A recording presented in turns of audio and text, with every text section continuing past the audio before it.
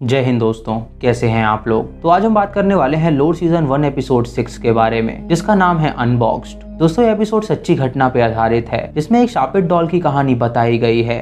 Episode की starting में हमें एक आइलैंड के बारे में बताया जाता है। ये आइलैंड साउथ मेक्सिको सिटी में है और इसकी एक डिस्टर्बिंग हिस्ट्री है। इस आइलैंड का नाम है आइलैंड ऑफ डॉल्स। सन 1950 में डॉन जूलियन नाम के एक बंदे ने अपनी फैमिली को अबैंडन कर दिया था और वो हमेशा के लिए एक आइलैंड पे रहने के लिए चला गया था। कई सालों तक जूलियन वहीं पे रहा और उसे कोई भी दिक्कत नहीं हुई, लेकिन एक दिन अचानक उसके होश उड़ गए क्योंकि उसने नदी में एक लड़की की बॉडी को देखा जो कि डूब के मर चुकी थी। उससे डॉन के दिमाग पे बहुत ज्यादा असर पड़ा, जिससे कि उसे लगने लगा कि शायद उस लड़की की आत्मा उसे हॉन्ट कर रही है। वो जहाँ जाता था वो लड़की की आत्मा उसे दिखा करती थी और कभी कभार जब वो खिड़की से बाहर देखता था तो वो उस आत्मा को अपने सामने पाता था। उसे लगता था कि ये कर्ज है उसकी फैमिली को उसे छोड़ने का। उसे उस लड़की की लाश के पास एक डॉल भी मिली थी जिसे उसने अपने पास रख लिया था और उसे लगता था कि शायद उस डॉल में उस लड़की की आत्मा मौजूद है। उसने उस डॉल को अपने बच्चे की तरह पाला पोसा और वो उस डॉल का हमेशा ख्याल रखा करता था। वो मेनलैंड्स में जाता था उन डॉल्स को ढूंढने के लिए और उन डॉल्स को लाके वो पेड़ों पे टांग दिया करता था, जो कि एक ऑफरिंग की तरह थी ताकि वो स्पिरिट उसे परेशान ना करे। उसे डॉल्स अपनी प्रोटेक्टर लगती थी और उन्हें लगता था कि वो जिंदा हैं और उसे प्रोटेक्ट करती हैं। वो सालों तक उन डॉल्स को इकट्ठा करता रहा और वो काफी बूढ़ा हो गया था, लेकिन फिर भी उसने हार नहीं मानी और वो डॉल्स को हमेशा लाया करता था। एक दिन अचानक वो उसी पानी में डूब के मर गया, ठीक उसी जगह पे जहाँ पे उस लड़की की लाश उसे मिली थी। दोस्तों कुछ इंसान की जिंदगी में डॉल्स बहुत ही ज्यादा मायने रखती हैं, क्योंकि वो काफी अकेले होते हैं और डॉल्स के अलावा उनका कोई नहीं होता। डॉल्स बच्चों के वो दोस्त होते हैं जो कि बचपन में उनका साथ देते हैं और बच्चे डॉल्स पे सबसे ज्यादा ट्रस्ट किया करते हैं। पर कुछ लोग होते हैं जो कि डॉल्स से बहुत ही ज्यादा डरते हैं, क्योंकि उनकी आंखें एक इंसान की तरह होती हैं जिन्हें लगता है कि वो उन्हें घूर रही हैं। डॉल्स एक ऑब्जेक्ट नहीं है बल्कि उसके ऊपर हैं और उनके अंदर जरूर कोई ना कोई पावर होती है। सन 1904 में की वेस्ट फ्लोरिडा में थॉमस और मिनी ऑटो अपने बेटे जीन के साथ रहा करते थे। जीन बहुत ही ज्यादा शांत लड़का था और वो किसी से बातें नहीं किया करता था। वो सारा टाइम अकेले ही अपने खिलौनों के साथ खेलता रहता था। उसके पड़ोसी उसे एक ऑड चाइल्ड बुलाया करते थे क्योंकि वो उनके बच्चों के साथ घुलता मिलता नहीं था और वो अकेला रहता था। जीन एक स्कल्पचर उठाता है जिससे उसके पिता उसे बहुत ज्यादा डांटते हैं, जो उसे कहते हैं कि ये स्कल्पचर बहुत ही महंगा है तो वो इनसे ना खेले। उसके पास कई सारे टॉयज हैं तो वो उनके साथ खेले और वो उसे वहाँ से भगा देते हैं। कुछ दिनों बाद थॉमस की आंट उसके बेटे के लिए एक तोहफा भेजती है जो कि वो जर्मनी से उसके लिए लेकर आई थी। जब वो लोग उस पैकेट को खोलते हैं तो देखते हैं कि उसके अंदर एक डॉल है। उसके आंट ने उसके बेटे के लिए डॉल इसीलिए भेजी थी ताकि वो उसका दोस्त बन सके, क्योंकि बाहर दुनिया में उसका कोई भी दोस्त नहीं बनना चाहता था। उन लोगों ने उस डॉल को देखा और उसका नाम उन्होंने रॉबर्ट रखा। जीन पूरा टाइम ही उस डॉल के साथ ही एटिक में खेला करता था। एक रात को उसकी माँ उसे देखने आई थी कि वो सो रहा है या नहीं, और जब उसने दरवाजा खोला तो उसने देखा कि उसका बेटा रॉबर्ट के साथ सो रहा है। अगली सुबह ब्रेकफास्ट पे भी जीन रॉबर्ट को अपने साथ लाया था और उसके लिए उसने एक सेपरेट टेबल रखी हुई थी। जीन के पिता उससे कहते हैं कि आखिर वो ऐसा पागलपन क्यों कर रहा है, वो सिर्फ एक डॉल है तो वो उसे इंसान की तरह ट्रीट ना करे। ये सुन के उसकी बीवी उससे कहती है कि इसमें कोई भी गलती नहीं है, उनके बेटे का बहुत दिनों बाद एक दोस्त बना है तो वो उसके साथ उसे रहने दे। ये सुन के उसके पिता उससे कुछ नहीं कहता और चुपचाप खाना खाता है। थॉमस जब ऑफिस गया होता है तो अचानक उसकी बीवी को ऊपर से थॉमस की आवाज आती है। वो आवाज जीन के रूम से आ रही थी और उसे लग रहा था कि शायद वो ऑफिस नहीं गया है और वो अपने बेटे के साथ वक्त बिता रहा है। जब वो ऊपर जाती है तो अचानक वो आवाज बंद हो जाती है और जब वो दरवाजा खोलती है तो वो जीन को देखती है जो कि उस डॉल से बातें कर रहा था। ये देख के वो जीन से पूछती है कि उसके पिता की आवाज ऊपर से कैसे आ रही थी, तो वो उससे कहता है कि उसके पिता यहाँ मौजूद ही नहीं है। ये सुन के उसकी माँ काफी हैरान हो जाती है और वो डॉल को शक की निगाहों से देखती है। रात को थॉमस जब काम कर रहा होता है तो अचानक उसे ऊपर से किसी बच्चे के भागने की आवाज आती है। उसे लगता है कि शायद वो जीन है तो वो उससे चिल्ला के कहता है कि वो ऊपर भागा दौड़ी ना करे। तभी वो आवाज उसे फिर से आती है जिससे उसे बहुत गुस्सा आता है और जब वो वहाँ पे जाना चाहता है तो वो अपने सामने जीन को देखता है जो कि सोफे पे सो रहा था। ये देख के वो हैरान हो जाता है और उसे लगता है कि शायद वो डॉल है जो कि भाग रहा है। वो जीन की माँ को इस बारे में बताता है और उन्हें उनके बेटे की चिंता होने लगती है। अगली सुबह जीन की माँ उसे डांटती है और उससे कहती है कि वो अपने पिता को परेशान क्यों करता है। जीन उससे कहता है कि कल रात को वो नहीं बल्कि रॉबर्ट भाग रहा था और जो भी यहाँ पे आवाजें आती हैं वो रॉबर्ट ही निकालता है। उसकी माँ उससे कहती है कि वो नॉन लिविंग थिंग है और वो एक डॉल है। तो जीन उससे कहता है कि रॉबर्ट सिर्फ उससे ही बातें करता है और वो एक जिंदा डॉल है जो कि यहाँ पे रह रहा है। ये सुनकर उसके माता पिता को लगता है कि शायद उनका बेटा पागल हो गया है। वो उसे डांटते हैं तो जीन उससे कहता है कि रॉबर्ट को ये बात पसंद नहीं कि वो लोग उसे डांटे। दोस्तों, अब डॉल्स के बारे में बात हो रही है तो 1950 में एक अमेरिका में बहुत बड़ा शो हुआ था जिसमें एडगर बर्गन नाम के एक फेमस कॉमेडियन ने वेंट्रिलोक्विस्ट एक्ट को इंट्रोड्यूस किया था, जहाँ पे वो अपने डॉल चार्ली के साथ एक्ट परफॉर्म किया करते थे। वो शो इतना ज्यादा पॉपुलर हुआ कि सबको चार्ली से बहुत ज्यादा लगाव हो गया था। जहाँ कुछ लोग उसे पसंद किया करते थे वहीं कुछ लोगों के लिए वो काफी अनसेटलिंग था। ये लोगों का मानना था कि चार्ली की जो आवाज है वो वॉइस ऑफ डेड से आती है, यानी मुर्दे लोग उसके अंदर आके उस डॉल को जिंदा कर देते हैं। कुछ लोग डॉल से डरा भी करते थे और उनका मानना था कि स्पिरिट्स उनके अंदर आ जाती हैं। मैन और डॉल का रिश्ता बहुत ही ज्यादा अनकैनी था, जो कि काफी सारे लोगों को काफी अनसेटलिंग और डिस्टर्बिंग लगता था। जब एडगर की मौत हुई तो उसकी डॉटर ने एक इंटरव्यू में एक डिस्टर्बिंग डिटेल के बारे में बताया। उसने कहा कि उसके पिता का डॉल चार्ली उनके फैमिली का एक मेंबर था और उसके पिता उसे ऐसे ट्रीट करते थे जैसे वो उनका बच्चा हो।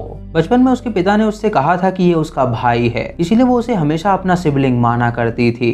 दोस्तों, ये कहानी अमेरिका के बहुत सारे न्यूज चैनल में दिखाई गई, जिससे वहाँ पे सभी लोग डॉल से काफी डरने लगे थे। सन 1906 में आंट ब्रिजेट फ्लोरिडा आई जीन से मिलने के लिए, क्योंकि उसके माता पिता ने उन्हें वहाँ पे बुलाया था। उनका कहना था कि जीन का रिलेशनशिप उस डॉल के साथ कुछ ज्यादा ही गहरा होता जा रहा है और उन्हें इस बात का डर था कि कहीं उनका बेटा पागल ना हो जाए। आंटी सुन के बाइबल निकालती है और उससे कहती है कि वो यहाँ पे रह के उस डॉल पे नजर रखेगी।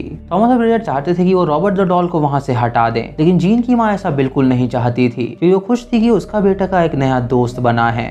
उन सभी ने मिलकर उस डॉल को कास्केट में डाल दिया और कील से उसे ढक दिया। उसके बाद उन्होंने उसे एटिक में बंद कर दिया। उसके बाद से ही चीजें वहाँ पे काफी बुरी होने लगी। एक दिन जीन की माँ ने आंट को पुकारा तो उन्होंने जवाब नहीं दिया और जब वो उनके रूम में गई तो उन्हें वहाँ पे उनकी लाश मिली। ये देख के वो काफी घबरा गई और वो तुरंत अपने बेटे जीन के रूम में गई, जहाँ पे उसने रॉबर्ट द डॉल को देखा जो कि उसके साइड में बैठा हुआ था। ये देख के उसे पता चल गया कि उस डॉल में कोई ना कोई आत्मा जरूर मौजूद है। दोस्तों, डॉल में ऐसा क्या होता है जो कि उसे जिंदा कर देता है? फ्रांसिस गेस्लर नी नाम की एक लेडी थी जो कि डॉल्स को बनाया करती थी।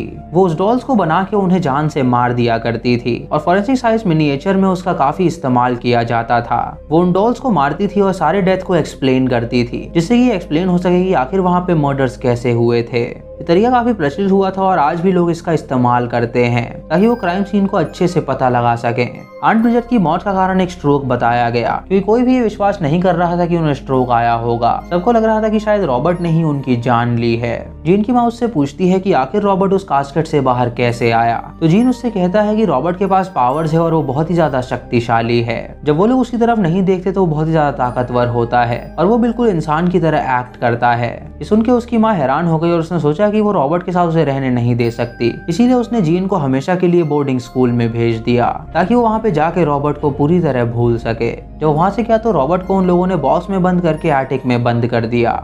24 साल बाद रॉबर्ट अपनी माँ से वापस मिलने आया, जो अब एक पेंटर बन गया था और वो अपनी बीवी के साथ यूरोप में रहता था। उसका पिता थॉमस मर चुका था और उसकी माँ अब जिंदा बची थी।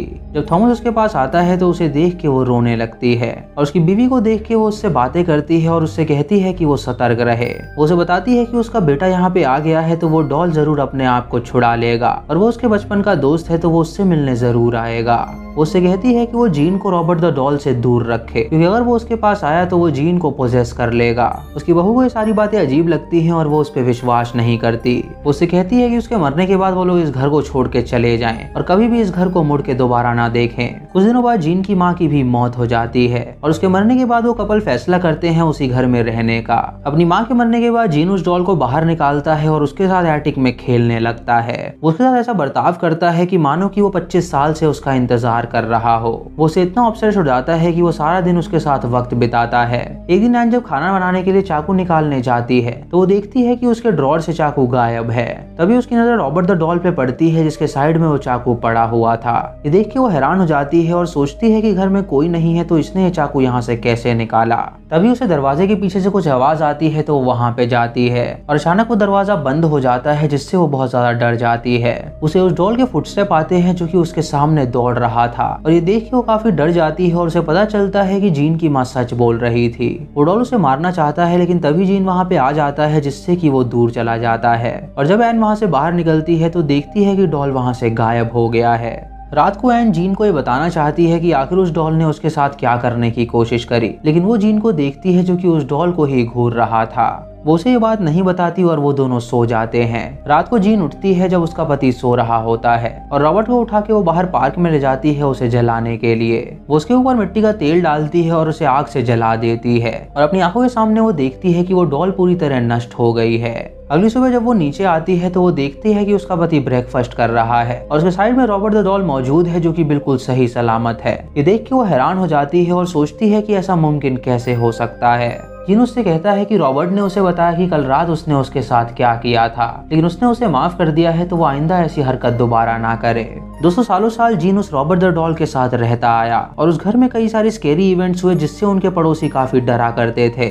उनके पड़ोसियों का कहना था कि कई बार उन्होंने रॉबर्ट द डॉल को देखा था जो कि उन्हें खिड़की से घूरा करता था। उसने उस घर को पूरी तरह हॉन्ट कर दिया था और काफी लोगों को उसने परेशान करके रखा था। आखिरकार सबने फैसला किया और उसे एक म्यूजियम में रख दिया गया जहाँ पे वो टूरिस्ट का अट्रैक्शन बन गया और लोगों का मानना था कि वो अब भी जिंदा है। जब भी कोई उस म्यूजियम में जाता है तो रॉबर्ट द डॉल उन्हें घूरता है और अगर कोई भी उसकी फोटो लेना चाहता है तो उन्हें उसकी परमिशन लेनी पड़ती है और बिना परमिशन के अगर किसी ने उसकी फोटो ली तो वो उन्हें बहुत ही बुरी चीजें करता है। फिर हम कुछ लोगों के लेटर्स को देखते हैं जिसमें उन्होंने रॉबर्ट को सॉरी लिखा था क्योंकि उन्होंने रॉबर्ट के साथ फोटोज ली थी और उसने उनके साथ बहुत ही ज्यादा बुरा किया था। इसी के साथ ये एपिसोड यहीं पे खत्म हो जाता है। तो दोस्तों ये थी इस एपिसोड की कहानी जो इस सच्ची घटना पे आधारित थी और ये बिल्कुल सच कहानी है। अगर आपको वीडियो पसंद आई हो तो आप हमें कमेंट सेक्शन में जरूर बताएं। और इसी के साथ लोर सीजन 1 आज खत्म होता है। इसका सीजन 2 हम बहुत ही जल्दी लाएंगे और कमेंट में बताएं कि आपको वो कब चाहिए। चैनल पे नए हैं तो इसे सब्सक्राइब करें और बेल आइकॉन दबाएं नोटिफिकेशंस के लिए। और मूवी लिंक्स के लिए आप हमें टेलीग्राम पे फॉलो कर सकते हैं। दोस्तों वीडियो को लाइक और शेयर करना बिल्कुल मत भूलिएगा। तो मैं मिलता हूँ आपको अगली वीडियो में, तब तक के लिए जय हिंद।